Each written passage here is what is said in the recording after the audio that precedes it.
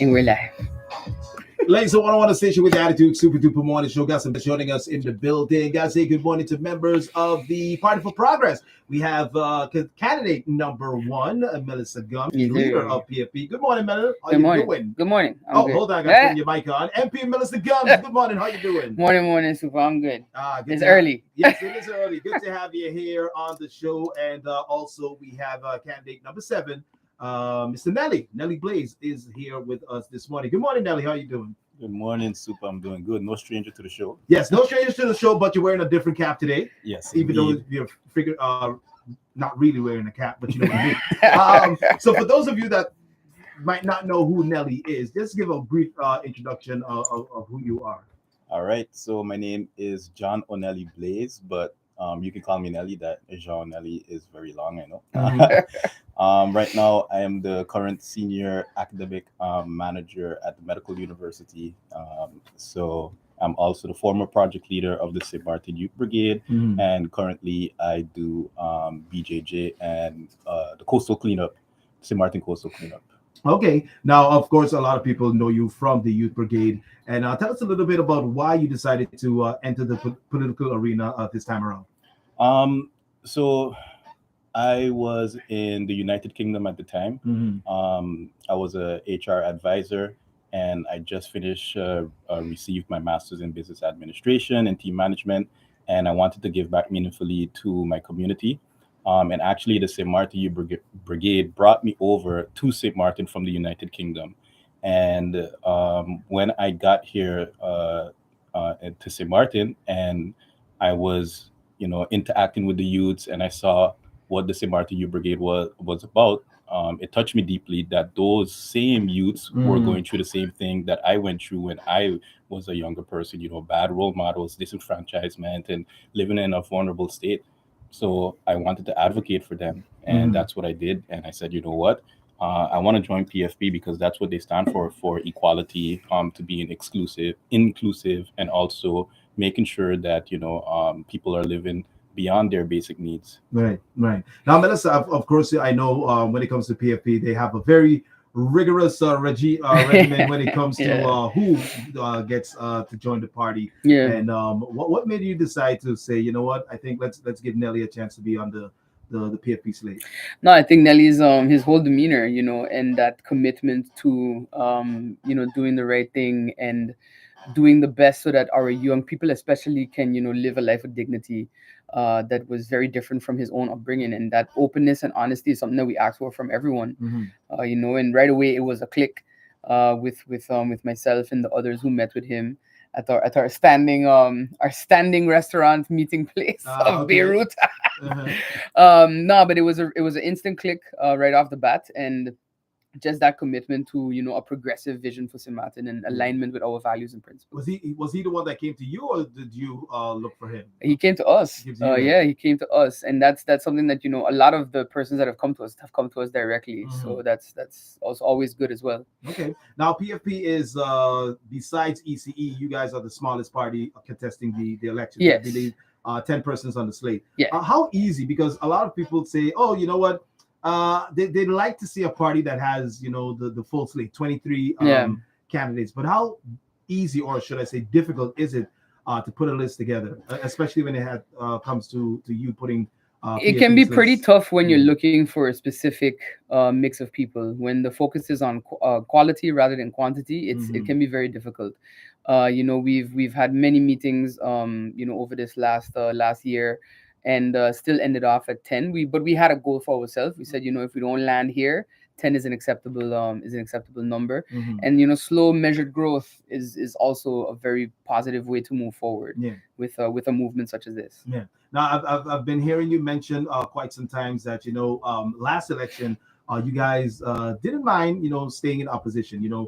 Going into government was not your target. If it happened, then fine. But that wasn't really your target. You wanted to be in opposition so you could really get your feet wet and show people how Parliament should be run. Now, this time around, you guys are saying that your goal is to get into government. We're gunning for government. You're gunning for government. Gunning for government. Okay. I think we have hammered on especially the improvement of financial management of the people's money. And a lot of times it's been kind of, well, we're doing enough. I think that was an answer that was given to MP Peterson when he brought up the LB hum for tendering. Mhm. But you can see already by how the ombudsman's report on the waste management contracts went, how things are going now with the notaries refusing to sign off on deeds. Like, I think the things that we have highlighted, we're seeing what happens when they're not paid attention to. Mhm. So I think we would prefer to have the opportunity to actually right the wrongs and fix the processes and the issues from the inside. On the inside. But then that would depend what ministry you get as well. Yeah. I mean, based on how usually coalitions form. Yeah. So that will be now. What would be a ministry that PFP will be interested in? um I think, to just say it plain, you have to first fix the money ministries. So that would be finance, Teyat, and Vrami. Mm. Those are the ministries that make, a substantial amount of our income. They are the most, especially Teyat is one of the most critical ministries that we have, with several departments under it that are pretty essential to the economy. And I think until you fix those, nothing else gets fixed. Justice, education, healthcare, etc. Right. Now, Nelly, back to you. Now, Melissa just mentioned some of the ministries that PFP would be interested in, but I know you deal a lot with the youth. You're very, very keen and big on education. Is that something also that you think that would be a great ministry for you guys to handle? Yeah, I believe education is one of our most important ministries that we should prioritize. Especially when you're talking about implementing a STEAM curriculum, which is science, technology, engineering, arts, and mathematics. Actually, right now, where I work in a medical university, we are actually in a STEAM curriculum. And when you're talking about, students going on a module and looking at it from a 3D aspect, and then after going into a laboratory and then dissecting an actual body, that's how you combine, the physical aspect. I mean, not the physical aspect, the virtual aspect of it, and the physical aspect, and have that intertwined connection. And I think it's very important for our education to be modernized and future proof, so that we can integrate technology into our society. Yeah, a big thing that has been spoken about since last election is tax reform. Yeah. As well, and you mentioned our finances is dire here to the country. What do you think about tax reform, and what plans do PFP have for tax reform? Well, we actually spoke heavily about tax reform in our previous manifesto, and it returns in this one. Lowering of the profit tax for one, the establishment of an actual poverty line so that we can move towards a more living wage rather than a minimum wage, and simplifying the tax brackets and making sure the persons have more spending power available to them. And I think that also goes hand in hand with taking measures to address the cost of living. If you put more money in my pocket and the cost of living is still where it's at. And I think a lot of that can be accounted for by inflation. But there are other measures that we can take, and we're constantly doing research. Nelly is also very big on every question in our manifesto writing sessions was, well, what's the research say, guys? And but it's how we like to approach things. You cannot, data does matter. You cannot make decisions if you can't, you cannot manage what you cannot measure. So that's something that we learn in business school, and that's something that translates to governance actually. So it's to continuously do the research to see what would be the best way forward and what can we adjust to make it more equitable for people. Yeah. And Go ahead. Go ahead. and talking about good governance and tax reform, I think it's very important that we have a platform that is user friendly, that people can go onto that platform and look at their taxes. So I think we have to incorporate technology because I've been saying this a lot in PFP, been saying it, we need to modernize our society. So I think whenever you're talking about taxes, those platforms need to be user-friendly in order for you to incentivize people to use it as well. Yeah. Right. Now, and you mentioned a couple of ministries just now, Melissa, like TIAT, finance, also VROMI. But actually, I was approached by a person that works within justice. And they said, this is what they say, I'm paraphrasing. And they said, you know what, I like PFP. I like what they stand for. They talk a lot about financial stability. They talk a lot about education and whatnot. However, they said, as a justice worker, I don't really hear them talking much about the justice field. Yeah. So they're like, again, I like PFP, but I don't know if they're here for me. Right. I don't see them or hear them talking about much about justice. Yeah. What can you tell the justice workers out there? Because I'm sure they've heard it before. They've heard it. We got you thing. We've seen it happen, and then at the end they feel misrepresented and duped. No, I understand that, and it's a valid feeling, especially with how they themselves have been kind of dragged along with a little carrot on a stick for quite some time, and then they were handed half a carrot in 2019, and then kind of left to their own devices afterwards.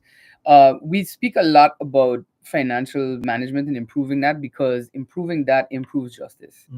There is, the reason we were sitting in Parliament during campaign this last few days is to debate the budget amendment to the 2023 budget to allow for the partial payout then to the justice workers. That's something that everyone, we didn't even call for roll call, myself and MP Weaver, we just the vote happened and it was a unanimous passing of that amendment, because we recognize that it's important to get justice workers to where they need to be legally and correctly. And I think persons need to see the interconnectedness of how everything works, first in government, to then say, well, we don't stand for XYZ. We're here for everyone. Everybody has a crucial role to play in the further development of St. Martin as a country. But until you fix certain key areas that will improve the status of our government coffers, nothing is going to actually improve, like I said earlier. Whether it's justice, whether it's healthcare, most things will remain stagnant as they are, without actually having the financial stability and independence, the financial independence to make those decisions. A lot could have been rectified when we had money, even the cola, for example. You wait so long to do something, and now you're struggling 13 years later for a cost of living adjustment that I was getting in private sector every year, like clockwork. But at the end of the day, it boils down to money. So I want to reassure the justice workers that when we do hammer on these particular areas, it is literally with everybody in mind, which includes them. Yeah, and if I can add to that, Yeah. I don't know if you remember 2 years ago, when I used to work with the St. Martin Youth Brigade, we worked a lot with law enforcement. So if you're talking about the VKS, the police, you're talking about the Dutch Royal Marines, these are law enforcement agencies that we worked with closely with the youth. And something that I wanted to do, or that my vision was to bridge the gap between how the youths perceive law enforcement and how law enforcement perceive the youth. So I wanted to make that connection, and the St. Martin Brigade always had that connection with law enforcement. And I think it's very important for us to put value in those roles and in those jobs, and how important it is for society. So when our youth see the importance of that, they want to become, a Coast Guard or a police officer, and know that this is a respectful job, and also that people in our community value these persons. I mean, with the St. Martin Youth Brigade, one of our goals was to create an obstacle course for for law enforcement. So that's how much I was invested in our law enforcement agents here, to make sure that they have a proper facility where they can train, so they don't need to leave the island, and like that, you're cutting costs on finances as well. So to be more efficient and effective here on the island of St. Martin. So I just want people to remember 2 years ago when I brought that image here at Laser 101, and we were going all over St. Martin, actually trying our best to get this obstacle course. Right, I remember that, looking for land, getting donations. Yeah. Exactly. Yeah. All right, we have MP Melissa Gumbs from PFP, and also Nelly Blaise as well. They will be Party for Progress contesting the January 11th elections, which is coming up in just a few weeks. 27 days. Yeah, 27. She knows the countdown. She knows it by heart. 27 days. Now, MP Gumbs, Yeah. I have a question here for you. Of course, I'm sure everybody knows that you're pro-LGBTQ. Because I am. Yes. Now, there was a video recently circulating that you wanted to bring LGBTQ into the school curriculums, and many persons were concerned on the narrative that the video was trying to portray. Do you have any opinion or rebuttal on that?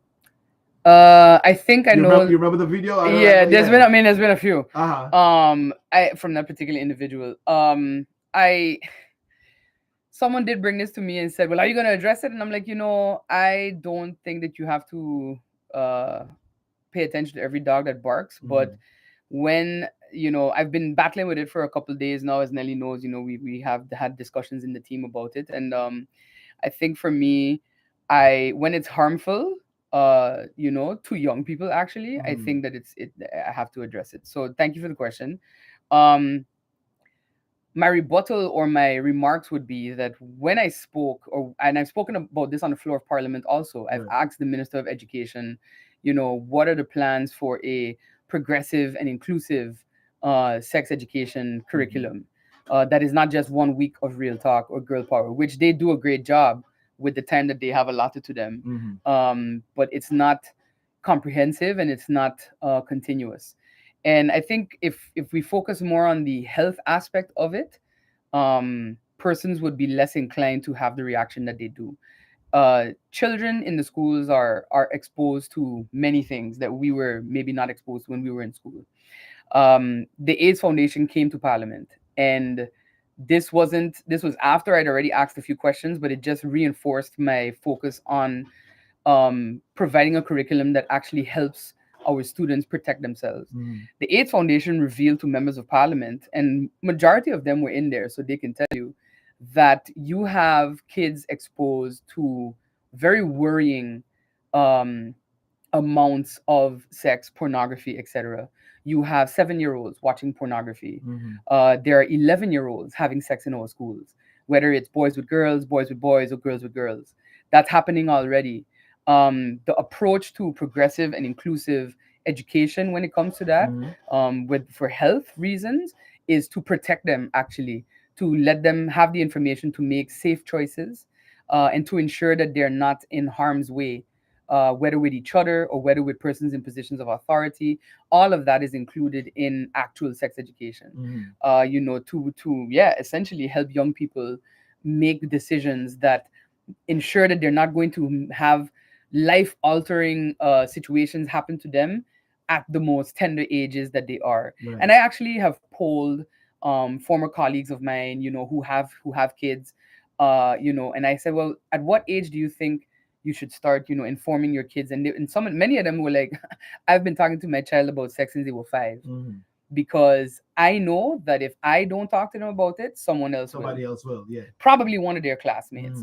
Mhm. We went, to school together, super, as you remember. And I remember around second grade, you had a gang of boys that would basically run around and pin girls down and try to kiss them on the playground. Mhm. And when it was complained to the principal at the time, it was, well, boys would be boys. Right. That doesn't fly anymore. Mhm. It can't fly anymore. There's too much out there that could happen for that type of mentality to continue, and the mentality of, well, just don't have sex. I mean, obviously it's not working. Again, the AIDS Foundation shared some data that really had, It was very alarming to see how many kids at the age have STIs. yes, Yeah. yeah, 11, 12, 13, 14. This is what is Yeah. happening already Yeah. in our communities. So to try to paint it as, you're trying to indoctrinate kids or so, I mean, that is kind of jokey to me, Mm. because you can't indoctrinate. Yeah, I mean, I watched the video and I saw the caption that was under the video. And I Yeah. was like, what the caption said was what the caption reads was not said in the video. Yeah. And now that you explained it, it's basically you want to start sex education within the schools at an early age, at an early start, and you want to be inclusive and you want to talk about everything Yes. because that's the world we live in. And yeah, It's not exactly. just boy and girl. Yeah, It's yeah, yeah. And I it's a think reality. and I think if you talk to teachers, like I've had teacher friends tell me the things that they hear, Mhm. in their schools. You have kids that are right now, with the way things are going for people economically. You have parents that are selling their child. Yes, I've heard They're scary stories selling like their that. Yeah. child for prostitution, Mhm. to make money to feed their children. Yeah. You have 5-year-olds that have simulated oral sex acts on Mhm. on 5-year-old girls. Yeah. Like, that's what's happening, so it's for me, I think that we can either hide our heads in the sand, or we could take a step forward to actually protecting our youth. Mhm. So yeah. Yeah. Anything you want to add, Nelly? Yes, I just want to add that for for us, we should have an overarching principle of thinking about human rights, and being an inclusive society that does not discriminate. I think if you want to be a modernized society, that those are the values and principles that you should instill within, your community. So that's something that I just want to make sure that I highlight on. No. All right. Well, thank you again, Melissa and Nelly, for joining us today on the Super Duper Morning Show. Anything else you want to add? Maybe let the listeners know, the voters know January 11th, Yeah. what they should do, what they need to do, whether it's for PFP or whether it's voting in general? No, I think definitely. We always encourage everyone to vote. Mhm. I think one of the biggest concerns we've talked about in our meetings is voter apathy. That people are so frustrated that they don't come out and vote. And I just want to say, they're counting on you to hold on to that frustration. Mhm. They're counting on you to be tired and to say you're going to take a half day and you're just going to go home, go to the beach or whatever. I urge everyone to take a moment, go to the polling station, drop your vote. If it lands on us on the gold standard, I'll be very happy. If it lands elsewhere, at least you have voted. Mhm. Persons fight for this right everywhere. They have fought for this right and are still in many countries fighting for this right. So definitely exercise that right. And we have our happy hour today. Yeah. If anyone wants to come by as well and talk to us at our Soccer Garden headquarters at 6:30, you can pull on up, grab a drink. I think one of our candidates will be mixing some special beverages for persons who may be so Okay. inclined. Yeah. Um, and then, our town hall series continues next week, Tuesday in St. Peter's, the community center at 7 p.m., and then Thursday at Cahill at Dewey's Restaurant at 7 p.m. And then we take a break for your favorite season, Of course it is. For Christmas. for Christmas. And then you start back in January. Yes, All right. So thank you again for joining us today. Before you leave, question of the day. of course. Brought to us by CTC Shipping Services St. Martin. Who is the one person you would like to at least get a gift for this holiday season? Who's the one person I would like to? At least, you have a list. Maybe you weren't planning to do any shopping, but Remember, you have a wife. I was just about to say my wife. All right. That was the easiest answer. Okay, at least, right? Yeah. All right. And Mel, who about you? What I about have you? I have more than one person that I have to get gifts for. Started with definitely my girlfriend, my parents, even though they won't be here. You gotta choose one, just Ah. one person that you gotta make sure. Okay, I gotta get a gift for this person. Okay, she's listening. So I was just gonna say definitely that my girlfriend. Okay, Yeah. then. All righty then. Thank you guys again for joining us, and much success on the campaign. Thank you, Super. Thank you so All much. right, Have a ladies and good gentlemen, I one. want to say you with the attitude. We're gonna take a quick break. When we come back, recap of the hashtag headlines, news, weather, and sports.